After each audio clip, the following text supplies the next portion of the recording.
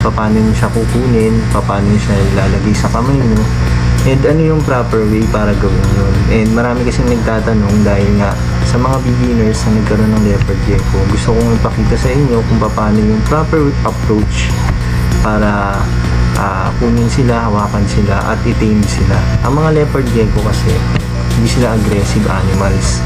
Sa una, kapag dumating yung gecko ninyo, huwag nyo muna siyang i-approach. Dapat pagpahingayin nyo siya kasi stress siya. Stress siya sa transportation. Dapat bigyan nyo sila ng time para makapagpahinga, para madali siyang maka-caught up dun sa environment. Ayun. And meron akong example dito na leopard gecko. Itong leopard gecko na to, hindi siya sanay na magpahawak sa tao. Pakita ko sa inyo. For example, itong bandit line na nandito ngayon sa akin.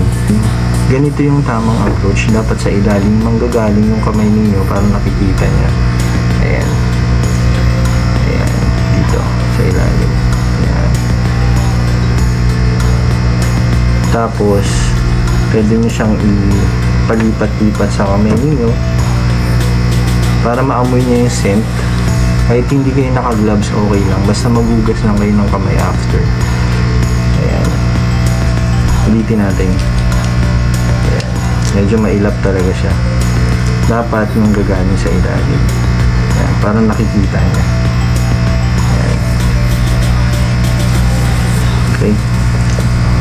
Nagbibigay ako ng isa pang example. Meron tayo ditong tangerine. Medyo mailap din siya. Yung tamang approach, gawin ulit natin dito sa gecko na to. This one is a tangerine. And dapat sa ilalim yung approach. Ayan. Sa ilalim. Hayaan nyo lang siyang magstay para kumalma siya. Ayan. Kung saan siya bababa, ilipat nyo lang. Lipat. Ayan. Pwede nyo siyang ipet. Kasi in the long run, masasanay din siya eh. Lalong-lalo na sa amoy ng kamay. So, ayan. Pag bababa siya, i-ready nyo yung kamay nyo. Ayan. Ayun.